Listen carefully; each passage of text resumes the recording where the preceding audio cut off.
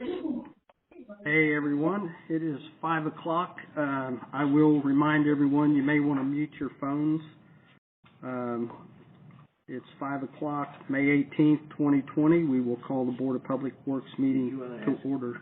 Kirby's got those burgers ready yet? Did you hear that, Kirby? What's that? Bob Swinhammer wanted to know if you have those burgers ready that you were cooking. Hey, I already ate them. All right. We're good. Okay, so we'll go ahead and call the meeting to order. Roll call, I will ask Bob Swinhammer. Present. Lisa Jones. Present. And Steve Barnett, Mayor, is here. Jane Rhodes. Present. And City Attorney is here. So we have a quorum. We'll go ahead and stand and do the pledge. Pledge allegiance to the flag of the United States of America and to the republic for which it stands, one nation, under God, indivisible, with liberty and justice for all.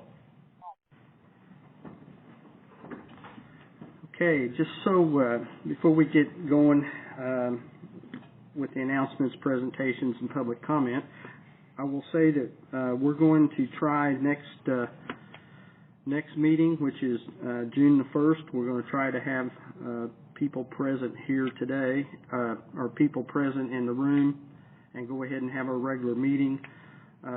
We have already got the chairs 6 feet apart, and we can get about 30 people in the room and be comfortable. So we feel like it's time to try to do that June 1st. So just want to make everybody aware of that. Is there any other announcements, presentations, or public comment from anyone?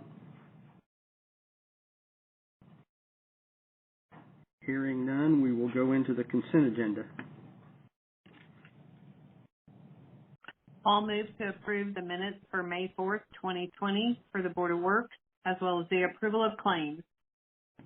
Second. Lisa Jones. Okay, motion by Lisa, second by Bob Swinhammer. All those in favor? Mayor, we need Aye. to do a roll call. Lisa Jones just said aye. Bob Swinhammer. And Steve Barnett says aye. Thank you.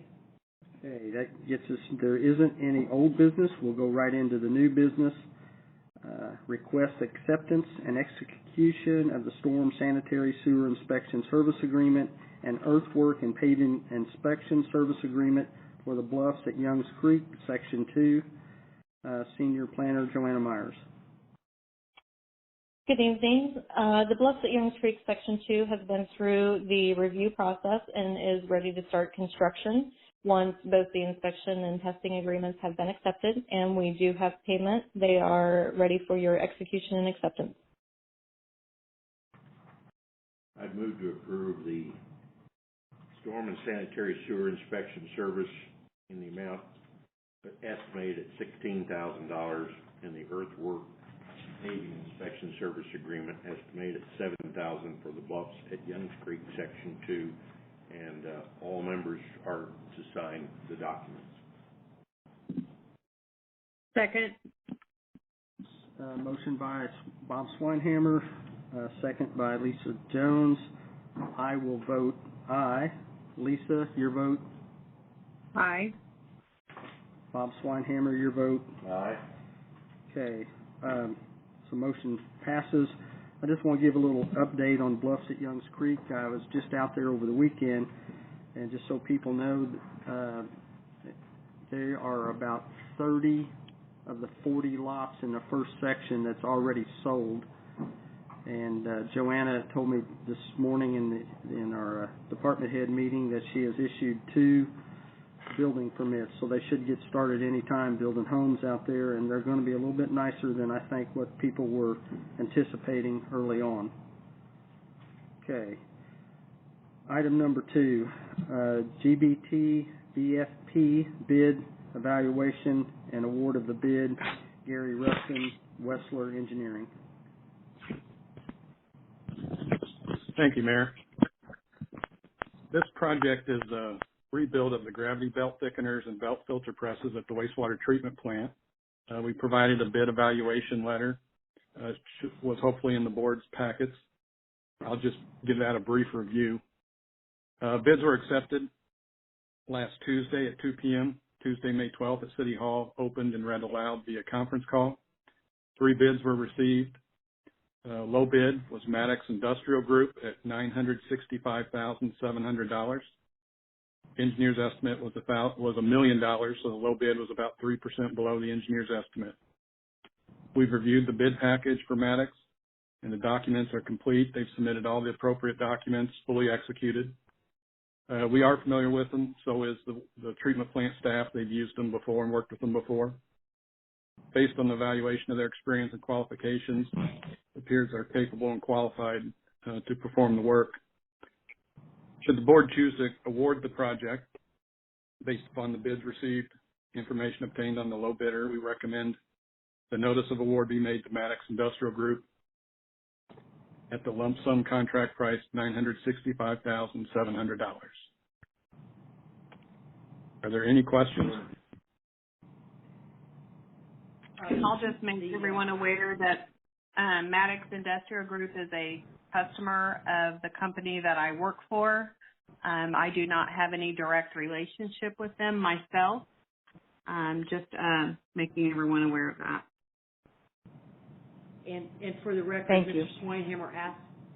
Mr. Swineheimer asked if I had seen the bids. Yes, Sally and Gary were kind enough to forward them to me, and I also found them to be the lowest, most responsible bidder. Well, with that, I would make a motion to award the bid for the work down at the sewer plant as recommended by our engineering firm, Mr. Rustin. And good job on that, Gary, estimating, and came in a little below. But to award this bid of $965,700 to Maddox Industrial Group, as they are the lowest and most responsive and the most responsible bidder. I'll second. We have the motion by Mr. Swineheimer, the second by Mrs. Jones. I will vote aye. Lisa Jones? Aye. Bob Swineheimer? Aye. Okay, thank you. Thank you, Gary. Yeah, thank you all. Yeah, good job, Gary. Thank you.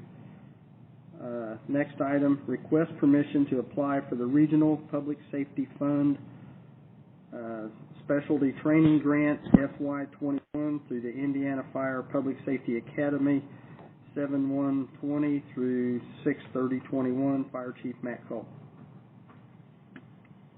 So I am requesting to be able to apply for this grant. This grant and the next one that we'll talk about requires zero matching funds. And in this grant, we can send some firemen out to some live training fire facilities and get them like 24 burns or fires inside of a 3-day period. And it also provides for $1,000 worth of backfill of overtime. And the amount for this grant is $8,068 that we're applying for. And what was the matching portion, Matt? None. Oh, okay, great. I'll move to approve that we give permission for the chief to apply for the Regional Public Safety Fund Specialty Training Grant. I'll second. Motion by Mrs. Jones, second by Mr. Swineheimer. I vote aye. Mr. Swineheimer? Aye. Mrs. Jones? Aye. Okay. Thank you. Next, request permission to apply for the Regional Public Safety Fund Local Training Support Grant FY21 through the Indiana Fire Public Safety Academy, 7/1/20 through 12/31/20. Fire Chief Matt Cole. So again, this grant has zero matching. And actually on this one, I need you to ratify. I actually have already applied for the grant. I talked to the attorney and the mayor beforehand. The grant opened up on the 8th of this month and closed on the 15th of this month. So I didn't have time to ask your permission since there was no meeting, and they said it would be okay.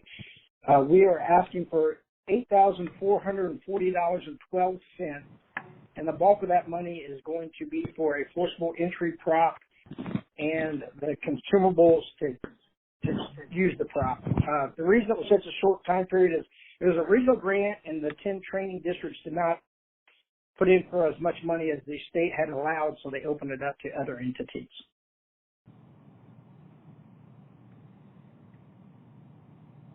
And you said this was a zero match as well? Yes, ma'am. And for the record, I would note that. Okay. Go For the ahead. record, I would note that Chief Culp did approach me ahead of time. We couldn't make it by the deadline, and so obviously, if you did not authorize this, we could withdraw our application. But if you authorize it, it's already there and ready for processing. Okay, with that, I'll move that we ratify the application for the Regional Public Safety Fund Local Training Support Grant in the amount of $8,440.12. Second. We have a motion by Mrs. Jones and a second by Mr. Swineheimer. I vote aye. Mr. Swineheimer? Aye. Mrs. Jones? Aye. Okay, thank you. Boy, we're moving right along tonight. Next, request acceptance of quote for 2 dumpster enclosures, Community Development Specialist Dana Monson. Yes, good evening. I have before you tonight the quote from Capital City Fence for the 2 downtown dumpster enclosures that we've been discussing for quite some time. With discussions with Ms. Gray, we asked them to do 2 separate quotes. So there is one for the large enclosure, which will go on the Admire Alley. The total for that one, for that first large enclosure dumpster quote, as you can see from your packet, it'll be a total of $22,100, as it's the total base of $13,500 for the fence and the actual enclosure, an additional $7,000 for the concrete pad that will need to be required, and the 2 bollards that should go in the back that will prevent the trash truck from shoving the dumpsters into the building and creating damage. The company that creates these, this Bay Steel company, has recommended 2 of those bollards at $800 each. So that's where I'm getting the total cost of $22,100 for the large enclosure. Are there any questions on that before I move to discussing the small enclosure? I have a question. Just Yes. As a matter of protocol, I guess, do we ever try to get quotes from a concrete company for the concrete portion of this, or was that just not feasible? I'm sure we could if that is what the Board of Works requests. I think in this situation, this is somebody that they work with, so they would be able to put this in and be able to do this at concrete cost right now. When you're talking about a 16 by 24 foot pad, concrete's not cheap at the moment, so it's a little pricey. But I could certainly do that if that is something that you wish. I think this works out better because they can work directly with the company to get the concrete put in, get the enclosure installed, and everything done all at one time. Lisa, if I might, we did bid this, we quoted this out, as Dana said, months ago, and this is the only company that was interested in doing this work, or the only quote we got back. It was a total quote, and then because we're having a question of whether or not we can get the easement to do the second one rather than wait, we went ahead and had them separate them out, but no one else responded. The other thing is, as you are aware, with dumpsters, they are supposed to be enclosed in types of some kind of enclosure, and this type of enclosure technically could be moved in the event we ever wanted to move this enclosure and still satisfy our zoning requirements downtown. The concrete, that's a different issue, certainly up for your discretion, but this was the only company that bid on our quotes at all. The others, nobody responded back. Okay, I was just mostly just curious about what was protocol and what would be feasible, and that makes sense.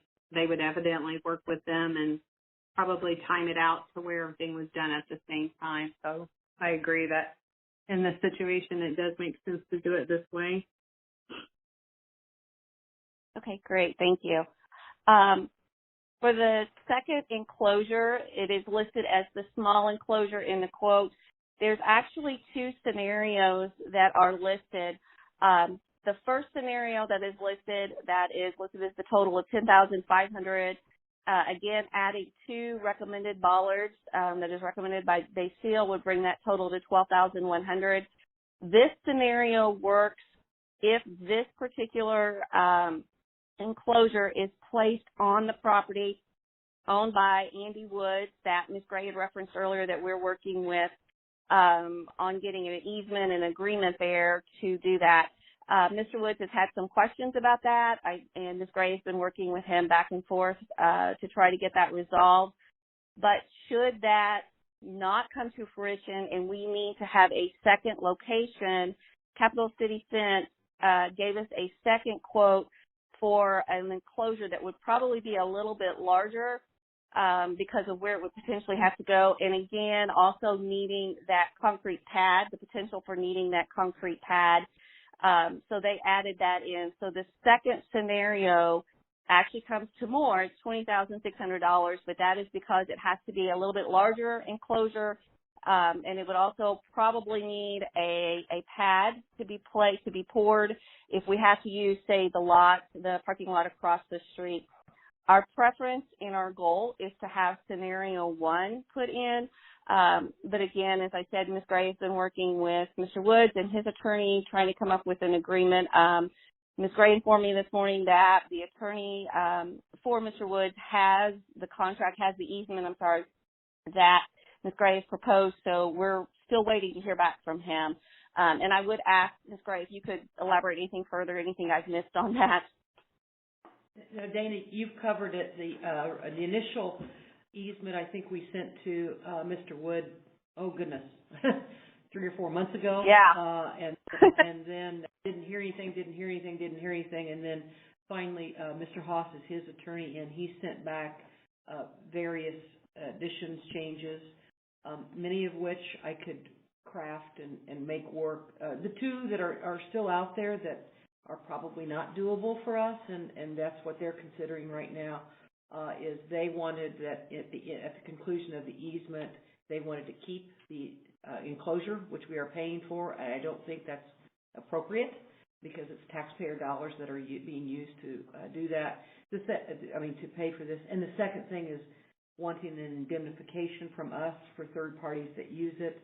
I just don't think that's a feasible thing either. Because A, we can't insure property that's not ours. B, we don't know who would be using it from a third-party standpoint. We are not asking Mr. Wood to indemnify us because we're simply paying for the enclosure. So those 2 things are there. Mr. Haas has indicated he will discuss those with his client, but as of yet we haven't heard back. And quite frankly, we wanted to move forward with at least getting one of these dumpsters down and taking care of the folks that are near the Art Craft Alley and over there, and start getting that, particularly while downtown's a little quieter. And if we can move forward and get that done before it starts getting busy again, that's probably the opportune time to do it. Would it be appropriate to go ahead and approve scenario 1, conditional upon the agreement, and if that fails, then accept scenario 2? If you're comfortable with that, that would make sense to me, so we could move forward. Yes. Lisa, what do you think? Yeah, I'm fine with that. I just wanted a little bit more clarification on where the second location is.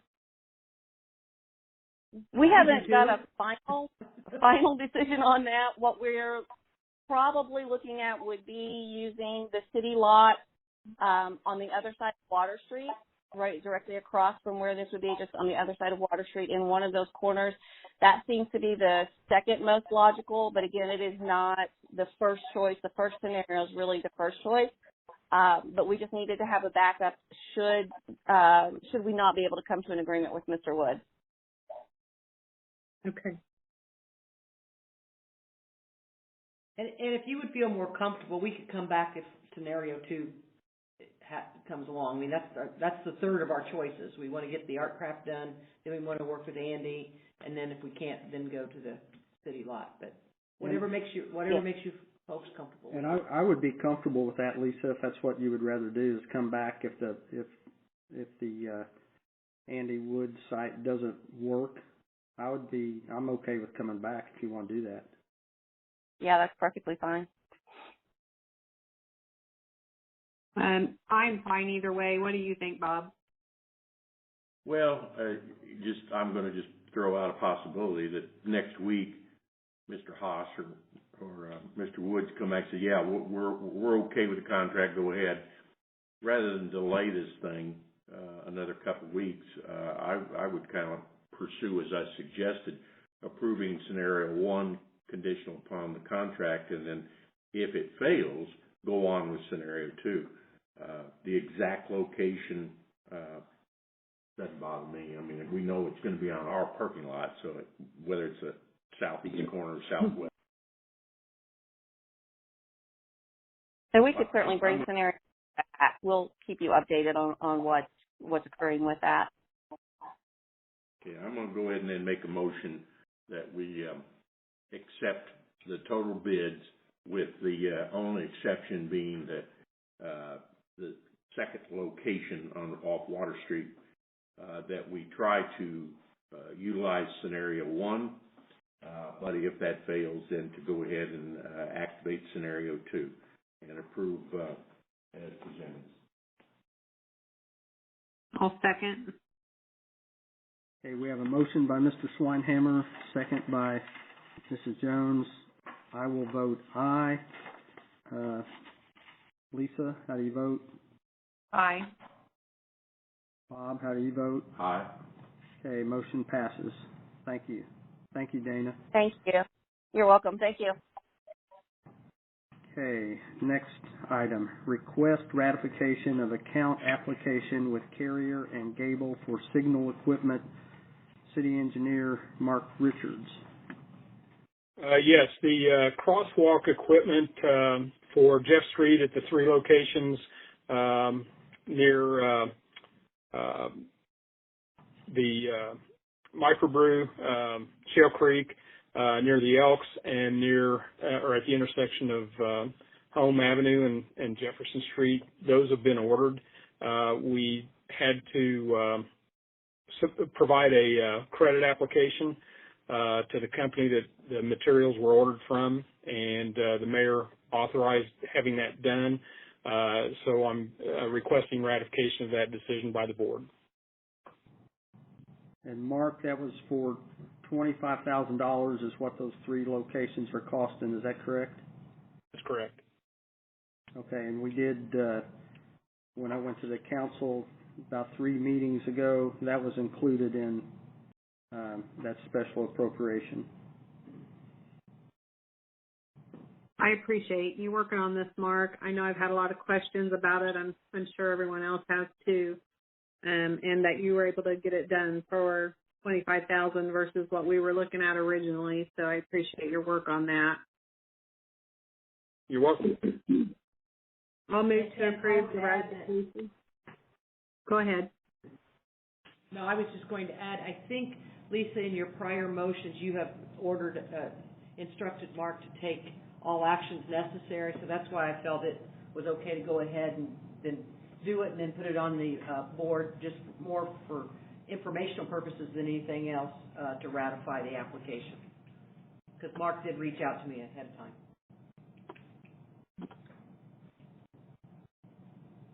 I'll move to ratify as presented the crosswalk equipment for $25,000, the application for the credit application.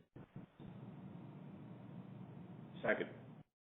We have a motion by Mrs. Jones, a second by Mr. Swineham. I vote aye.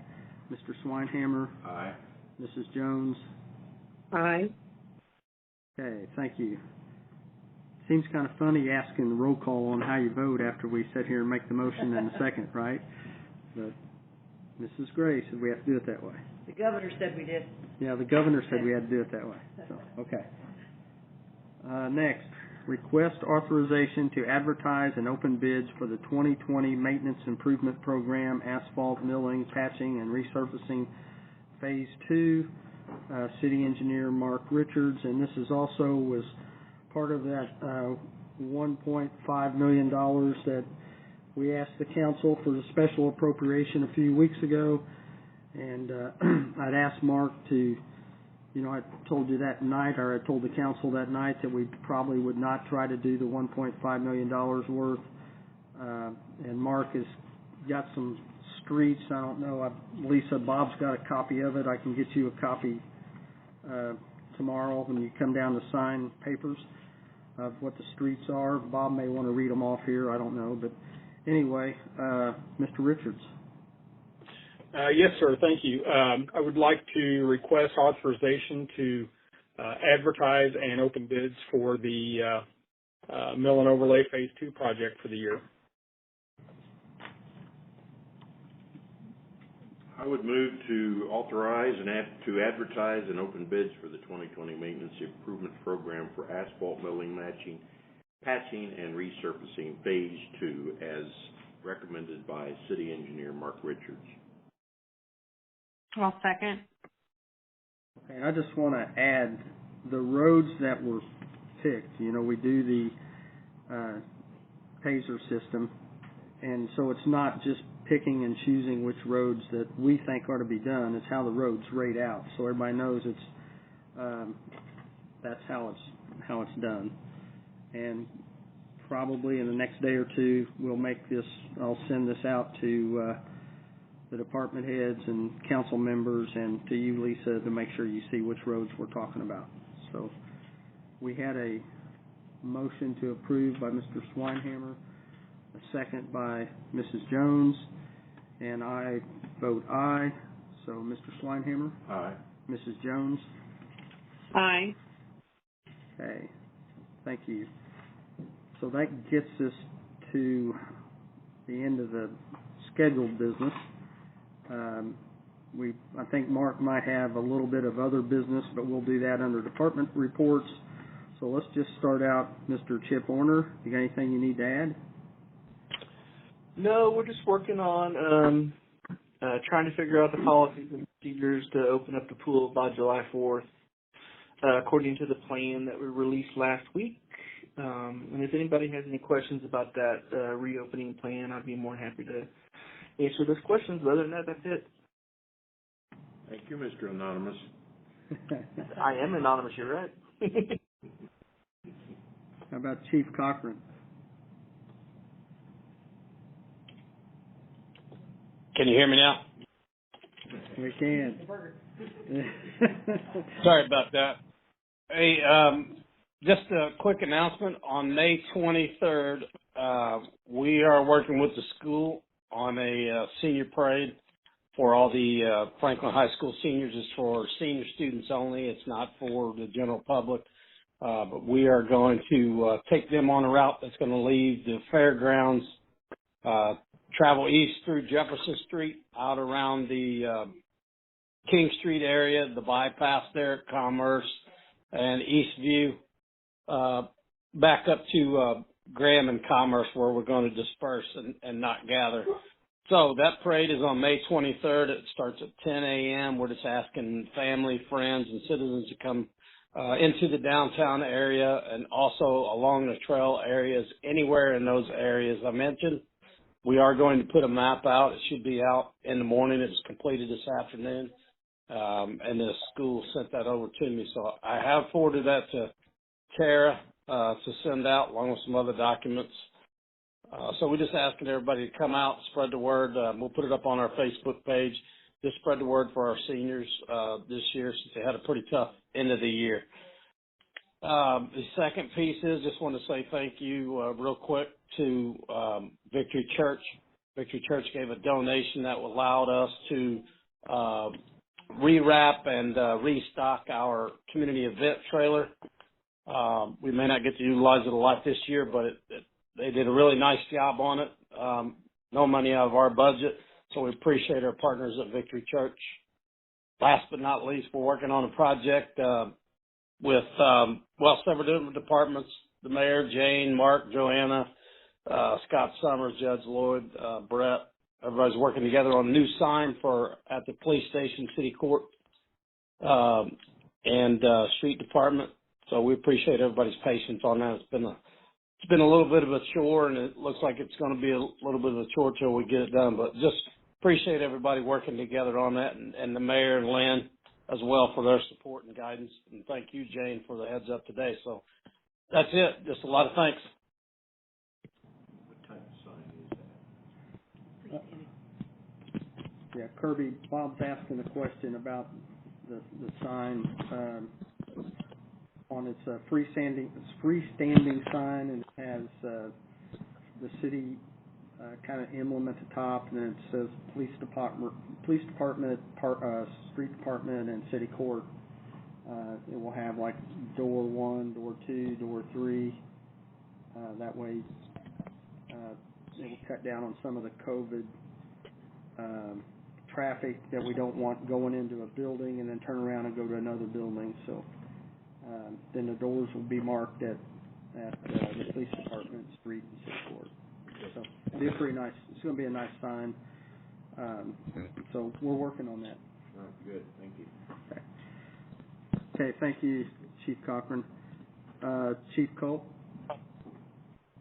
I do not have anything to add, sir. Okay, thank you. Sally Brown? Yes, sir. Hey, I wanted to thank you, Mayor, for thanking the DPW people, the essential employees who've been hanging in there through this whole COVID thing. They've been a little grumbly at times, but they've really been troopers and coming to work and not complaining. So I appreciate your thanking them on the radio. That was very nice, and I don't really have anything.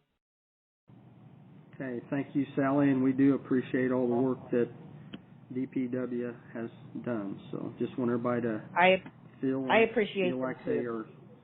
Yep, absolutely. So thank you. Thank you. Sherry Phillips. Hi, good evening.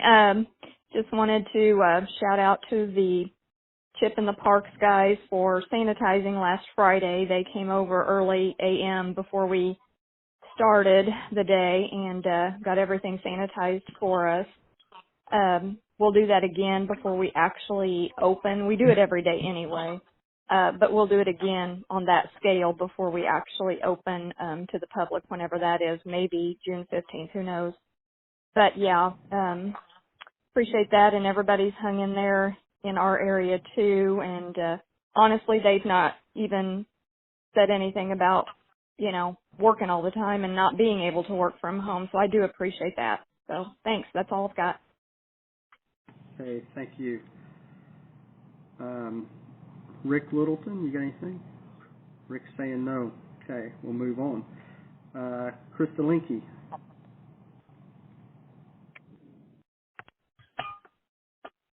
Hi, everybody. I just wanted to remind you that the grant applications for the Small Business Resilience Grant are available on the Franklin homepage, just under breaking news right at the top, and then you can also scroll down and download that application. Those are due on Tuesday, May 26th by 4 p.m., and any small business under 15 employees can apply. And the maximum grant award is $7,500. All of the details are in that application. I also have printed copies available in the main entrance to City Hall, and then there's also a box to drop off applications as well. And I think that's all I have. Okay, thank you. Brett Jones. I have nothing this evening. Thank you. All right. Brett's been keeping a low profile, by the way. So thank you, Brett. Okay, Mark Richards. Yes, I have a change order that the mayor has for the King Street project. It's the final change order. It's a no cost. It's just an adjustment for the final completion date to account for the fact that days cannot be counted during the months of December, January, February, and March. So request approval of that change order.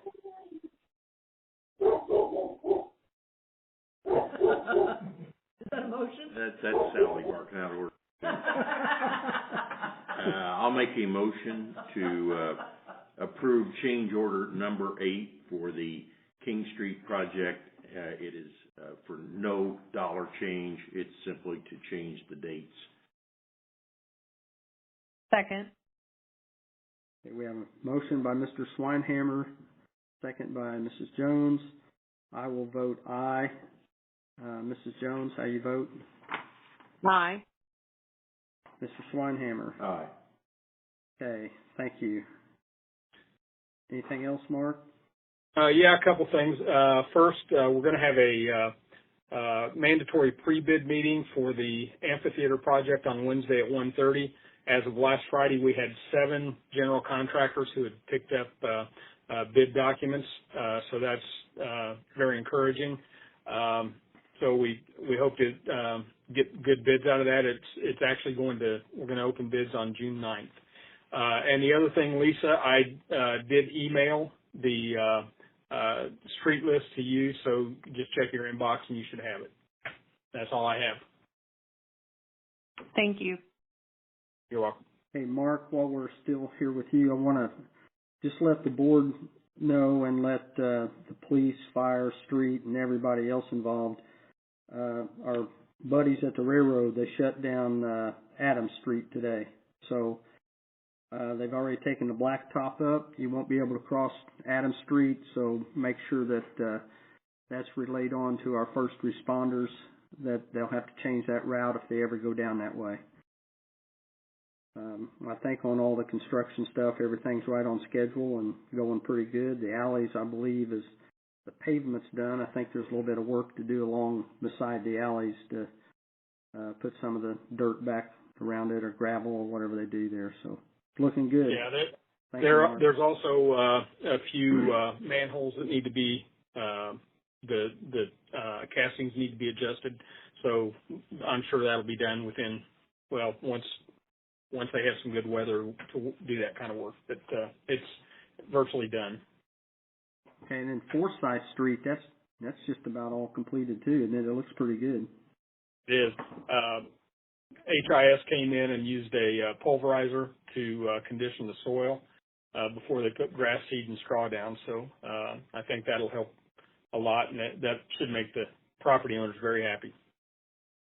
Okay, thank you. How about Terrapane? I don't have anything additional. Okay, how about Joanna Myers? You still here, Joanna?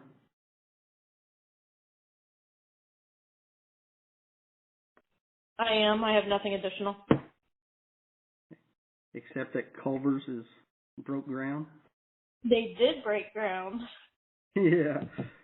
Yeah, you'd be surprised on how many people it's called wanting to know, what is that? What is that? Is it a Chick-fil-A? Yeah, is it a Chick-fil-A? Yeah, I've been through quite a few of those calls myself.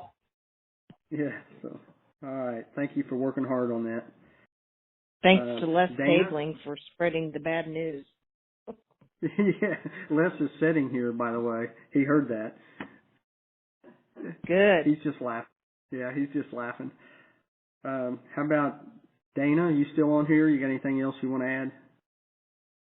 Yes, I'm still on here, and no, I think we're good. Chris and I are working on the Okra grant. That'll be the next big thing coming up. Okay, and I think, is there anybody else on this call that wants to add anything at this time? Mrs. Rhodes? Yes, sir. Back to Kirby's sign at the street department, city court, and the police department. It's Sign Solutions, and we have used them before for things, but they would like half down. So if I could just have your approval, which we've done before, it's around $13,000. I believe the projected cost I had was $27,050. So. Is that our latest bid from them? No, it's not but we have requested a change so that they can put door 1 or door suite A, B, or C, or however we do. There's a reason for that. Should I explain? Yeah. And my apologies to department heads, because the department heads, Mayor, I, and Jane have been talking about this for 6 to 8 weeks in terms of general. Brief history. When the CARES Act was passed in the first part of April 2020, built into that was, of course, the stimulus money that went to individual taxpayers. Also built into that was the expansion of the FMLA leave for certain kinds of employees. And Section 4 was built in to give local relief to states for COVID-related expenses. Those were expenses and not revenue replacement. That the governor determined that in our case, he was going to set aside $300 million of the money that the state of Indiana got for cities, towns, and counties. That was not done just to give that money, but it was then to be allocated based essentially on population managed by the Indiana Finance Authority. And it is, you can ask for reimbursement of COVID-related expenses. Again, not revenue replacement, which may come into the future, so you may hear us discuss that. Our department heads have done an excellent job since April of keeping track of all expenses related to COVID-19, some of which are very easy. The plexiglass things we put up in our offices, the buying of all our sanitation equipment, those kind of things are easy. Rick has expended money to buy certain Zoom applications and those types of things. He may also be buying some cameras. The thought occurred to us that while we are doing this sign, it makes sense because of the directional nature of the collective nature of our building on 31, that we have street department in one part, we have police department in one part, and we have the city court in another part. Each has a different set of clientele, and it's really important that we keep the distance and the types of clientele going into those various places. And so at our meeting with the individuals that Chief Cochran discussed, the thought occurred to us that we could take this opportunity and use this as a directional sign to make sure that we are separating those entities, those jobs. If we're going to close part of the departments, then we can keep the other ones open. We can still do security. So that's why we are doing that. It is also my belief that we can then ask for reimbursement of that expense associated with doing that, because it is COVID related, to be able to discreetly mark where we're going to go. Franklin, much to our surprise, that Jane and Mayor and I found out last Friday, we are eligible for up to $819,000 of reimbursable expenses. This program lasts from expenses incurred from March the 1st, actually. It was passed on April the 2nd, through December of this year. And so it is our hope. We can't guarantee it. We've got to expend the money before we get it back. But as Board of Works members, you should know that the departments have been very, very good about keeping track of their expenses. Also, much to our pleasure, the application form is quite simple. It's a one-page. I've never known a government application form to be one page. And so we'll be submitting them every time we have them. So if anybody has, we spent this, or even Board of Works members can remember anything we've done that time, we will certainly pursue getting that money back to the city. And this is what we're going to do with the sign as well. And the amount being $27,000, being over 25, did we get another at least verbal quote on the sign? Well, yes, we've gone, and I can tell you, we've also added some things to the sign to make it clearly COVID related. Like for instance, lettering on the door and those types. So really the sign and the lettering are kind of part and part. They're not the exact same thing, but they're different things. And we have asked for another, since we've added these. Right. The 27 was before we thought about marking the doors and all. There could be a little more. It sure could be. It could. And most likely will be. And our I guess our request at this point is if we go forward with this, can we do the down payment? Because usually we don't. Right. And I will say too that Steve and I talked, and we are going to take that out of rainy day to pay for. Yeah. The rainy day that's appropriated. Each department was going to try and do a third of it, but then we got to thinking, and it's a city. My only concern was that it's in excess of 25. Yes. And I believe the rules state that if you make a purchase in excess of 25, you at least have, I don't even think they have to be written. I think you just have to be quote. Quotes. Yeah, they can even be phone quotes. That's absolutely to correct. be sure we covered that, that's all. Absolutely correct. And we'll double check that. I mean, there have been several people working on this project. We'll double check that. So I'll go ahead and make a motion that after the final design is determined and the total cost is determined, and if we determine that we are going to go, well, in fact, I'll even go so far as to say whatever sign company that we choose, that if a down payment is necessary, I would move to authorize that down payment. Thank you. Second. So Mr. Schweinhammer made the motion. Mrs. Jones second. I will vote aye. Mr. Schweinhammer Aye. and Mrs. Jones. Aye. Okay. Thank you. Is there anything else, Ms. Rhodes? I think that concludes the Board of Works. So I would make my one motion to adjourn.